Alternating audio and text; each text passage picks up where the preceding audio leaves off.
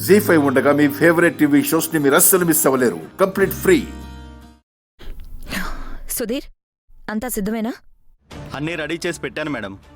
వస్తే వడ్డిస్తాను. ఓకే. ఏంట్రా అంత డల్గా ఉన్నావు? లక్ష్మీవదిన ఇంటి బయటే ఉన్నారు కదమ్మా. ఏమిచ్చినా తిన్నంటున్నారు, తాగనంటున్నారు. అందుకే కొంచెం బాధగా ఉంది. ఆకలేస్తే ఆవిడ గారే తింటారులే. ముందు వెళ్ళి అందరినీ భోజనానికి రమ్మని చెప్పు. సరేనమ్మా.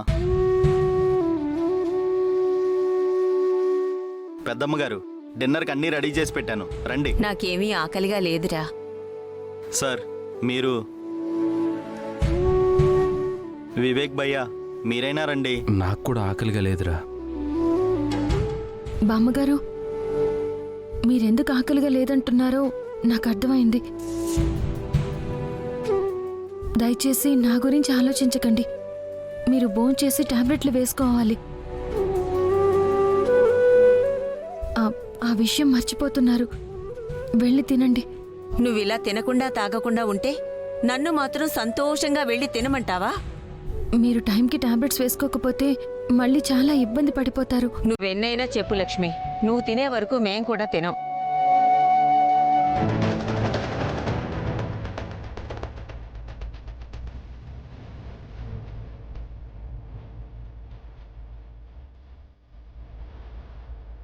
వివేక్, ముందు మీ వదినకి భోజనం తీసుకొచ్చి ఇవ్వు. నాకొద్దు బామ్మగారు. చూడు వివేక్, నేను గుమ్మం బయట ఉన్నాను అంటే ఇంట్లో వాటి మీద నాకు ఎలాంటి హక్కు లేనట్టు. పైగా ఇప్పుడు నేను తింటే అత్తయ్య గారి మాటని కూడా అవమానించినట్టు అవుతుంది. శిక్ష వేసింది గుమ్మం బయట ఉండమని మాత్రమే.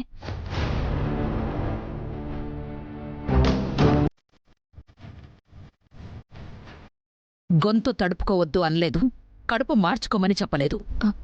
ఏదైతేనే అత్తయ్య గారు, మీకు కోపం వచ్చింది. ఆ కోపాన్ని నేను భరిస్తాను.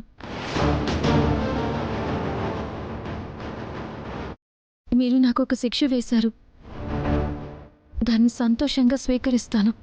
నా మాట మీద అంత గౌరవం ఉన్నప్పుడు నోరు విప్పి నిజం చెప్పొచ్చు కదా. కారణం ఇది అని కరాఖండిగా చెప్పొచ్చు కదా.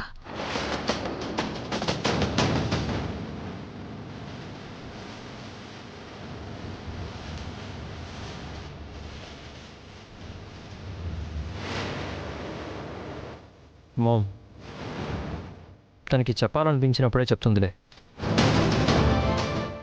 చూడండి, లక్ష్మి తప్పు చేసింది కాబట్టి శిక్ష అనుభవిస్తోంది. తనతో పాటు అందరూ కడుపులు మార్చుకోని అవసరం లేదు. అందరూ డైనింగ్ టేబుల్ దగ్గరికి రండి. నువ్వు వెళ్ళి తినలే అరవిందా, నాకు పెద్ద ఆకలిగా లేదు. మావయ్య గారు, మీరు కూడా ఏంటిలా? దయచేసి నా గురించి ఎవరు ఆలోచించొద్దు. నా గురించి ఆలోచించి మీరెవరూ భోంచేయకపోతే నా మీదొట్టే.